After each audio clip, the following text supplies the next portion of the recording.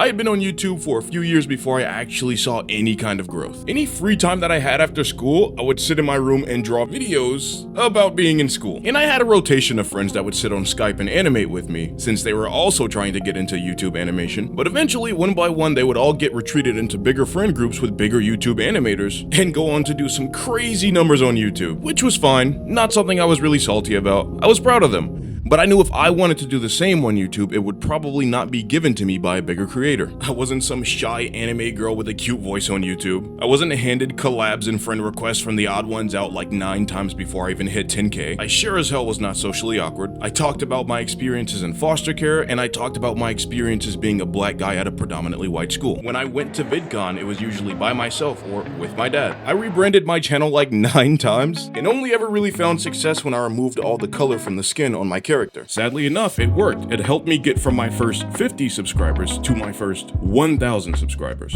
And eventually, there I was staring at the magnificent 8,000 subscribers.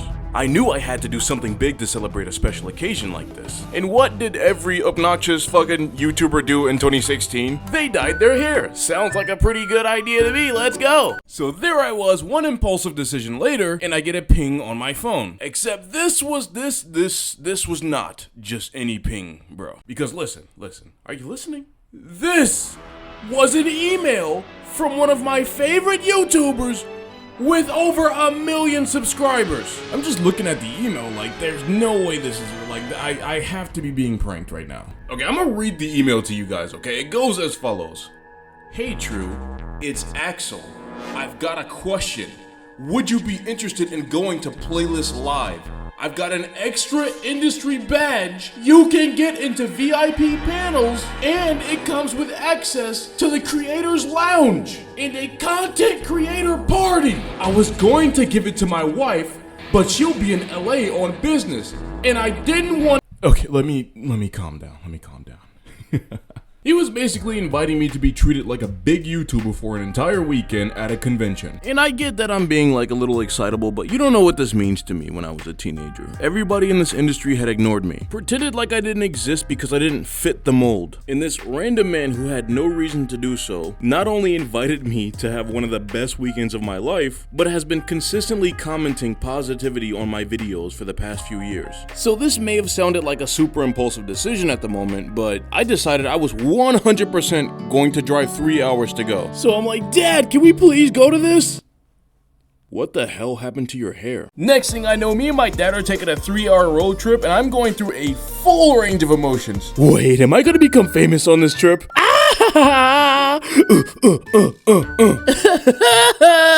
Oh! Hey Dad, can I have ox? Hanging with some blue demons, I feel like I'm Zuko. I can draw.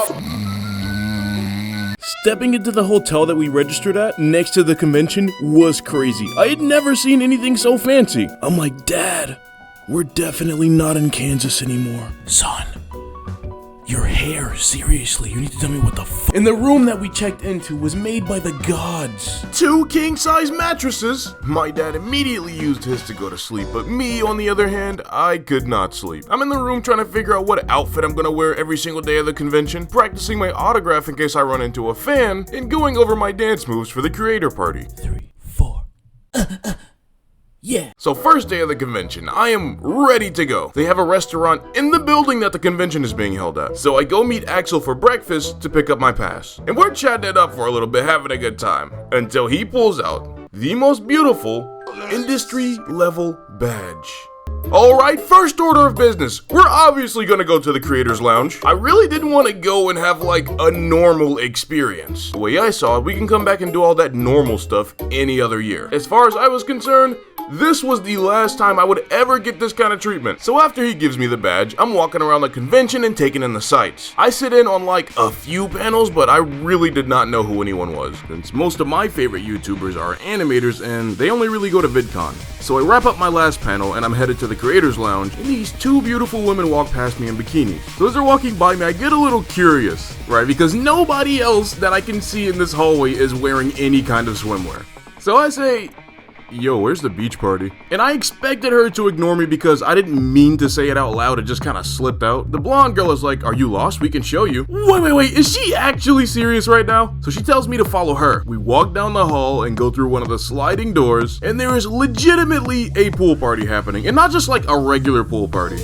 It is packed full of people having fun. They even have their own DJ there. They got banging music, drinks, bikinis, and apparently all throughout the entirety of the convention, these random pool parties are known to pop up. So I look around and I notice a lot of people have these like pool noodles, like the colorful little fucking, you know what I'm talking about. I look closer and people are beating the shit out of each other with these things. This one guy's like, noodle time! I'm just thinking to myself, like, how did I get here? I just stumbled across what's possibly the best side quest of all time. This guy approaches me with a noodle. He's like, yo, big guy, don't just stand there, join in. And he's like motioning to give me the noodle. I'm just like, man, I don't even know if I should be doing this right now. Not boom! All kinds of combos on people I don't even know. Bro, I probably went a little crazy, I'm not gonna lie. I just remember sitting there at the pool after a while, just soaking in the essence of what I thought Playlist Live was about.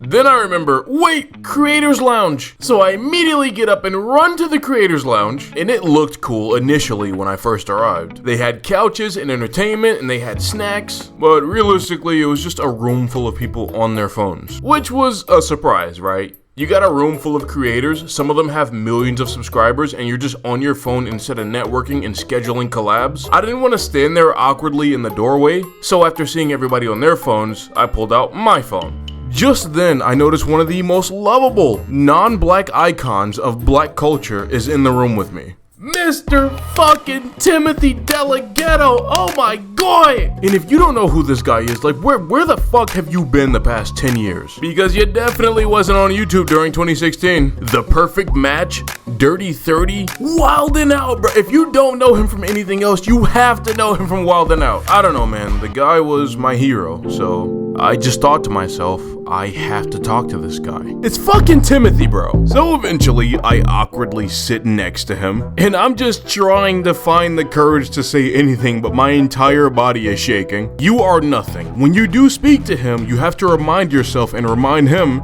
that you are nothing. Hey man, I really enjoy your content, I enjoy everything you do, and you really inspire me when it comes to my own work. Why would you talk to him? You should have left him alone. And God bless this man's heart, he's an absolute saint. He goes, can I see your stuff too? I really want to get inspired by you as well. Nah man, I don't really create content or anything like that, bro, it's not my thing. I was so nervous about him seeing my channel that I pretended like my channel didn't exist.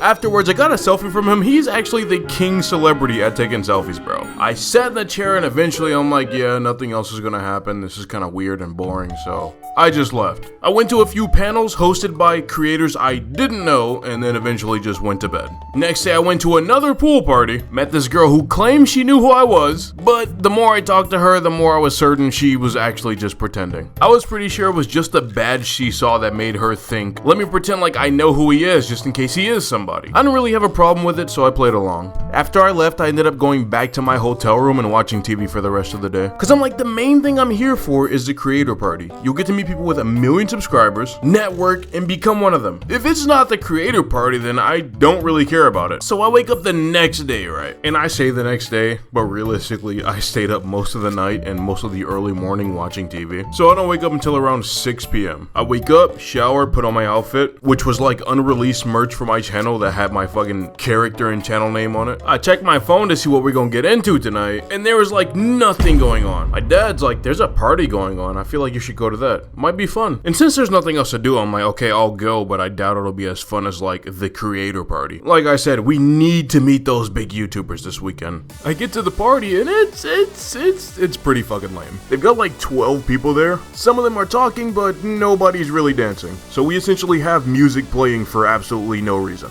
So I'm thinking, yeah, maybe I got here too early. I'll give it like 3 minutes and then I'm probably gonna leave if nothing happens. I turn around and this dude walks over to me with the friendliest smile on his face. So I'm thinking, okay, we got another instance of somebody seeing my badge and thinking I'm worth something. Hey, what's up, bro? I'm a big fan of your work, you know? I hear his voice and I'm like, wait, I know you. You're the guy, the guy with the accent. What is it? UK Tunes. Yeah, man. Crazy seeing you here. You're telling me I didn't think I'd see another animator here. Facts. Animators are way too socially awkward and shit to come to one of these. I guess we're not socially awkward enough. I'm actually down here with Axel. He gave me the invite. The Axel. Doesn't that guy have like 2 million subs? That's crazy. You know, I'm here with a mentor too. He's an up-and-coming YouTuber in the UK. Gonna be making mad moves this year. I saw a lot of myself in this guy. We're both black animators given opportunities from rich white YouTubers. Kinda like the movie Roots, but like, you know, not at all. So after we catch up a little bit, he tells me that they're gonna be having a party in his mentor's hotel room. I figured why the hell not? It could be way funner than this bullshit, and who knows what other YouTubers could be there. So we leave the party slash funeral, and we start heading for the exit of the building. UK texts his mentor to let him know that he's gonna be bringing me. We're out there waiting for like a minute or so, and then suddenly, a car aggressively pulls to the front of the building. First thing I notice is this thing looks like an armored vehicle from GTA 5. A tall, douchey guy with blonde hair steps out of the car and he looks furious. This is why I hate American women. What a bunch of stupid And I wonder who the guy's talking to when he says this, so I look in the back seat of the car. And I see two girls back there. One looks really annoyed and the other one has tears streaming down her face, as if someone took a shit in her cereal this morning and didn't tell her until the second bite. I don't care if you're my friend, I'm not doing something like that. Why would you even ask me to come here with this guy? I feel bad for her because the girl looks absolutely fucking traumatized. It's not my business, but I can only imagine what she's talking about right now. So the guy starts walking towards us and I'm just praying this is not the guy that he's talking about, is it? Because this has not been a very good introduction so far. Hey, let's get out of here. Security keeps looking at us. Hey, is this the guy? Yep, this is true. Hey, listen, there's a liquor store a few blocks away. Let's hit that up before we go upstairs. The black SUV over there is us.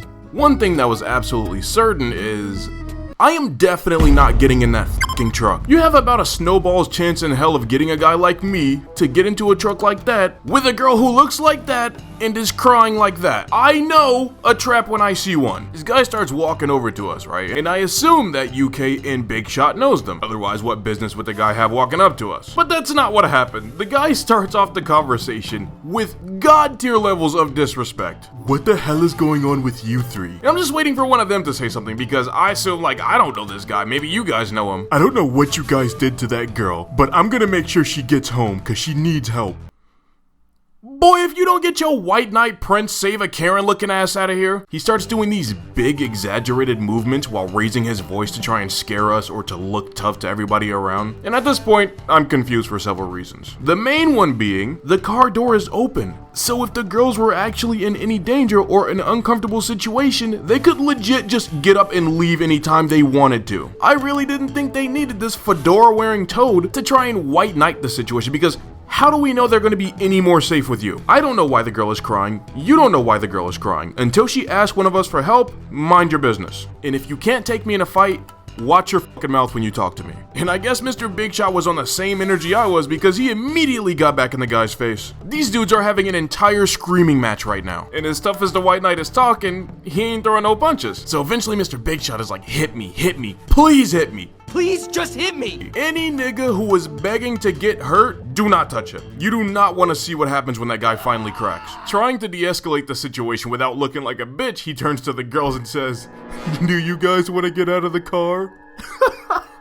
I see Mr. Big Shot instantly start fuming after the guy tries this. I've seen enough fights to know when somebody's about to get punched, so I instantly turn away, cause whatever happens next, I don't need to be here for it. The three of us are rocking creators badges. I myself have my channel's name and icon on a shirt. 3 YouTubers jumping on some guy, really not a good look for either of us, especially the guy. So I go back into the convention, find the nearest bathroom, and spend the next half hour hiding in the stall. I don't have time for none of this. I have a 100k subscriber plaque that I really want to get in the future, so I can sniff it and tell myself I'm worth a damn. The whole time I'm in the bathroom, anytime somebody walks in, I nearly shit myself.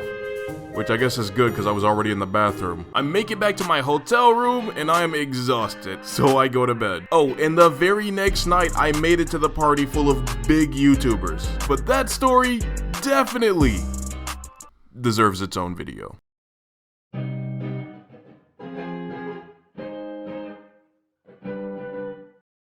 Bitch, I got 40 on extendo. Keep that on my side, cause I never trust a hoe, no. I just for this bitch, but we keep it on the low, low. that's the rule and don't forget it, dawg. Always been the man, I can never waste no minutes, dawg. Changing all my plans, on my own, it's been the minutes, dawg. Catch me if you can, I've been gone for about a minute, dawg.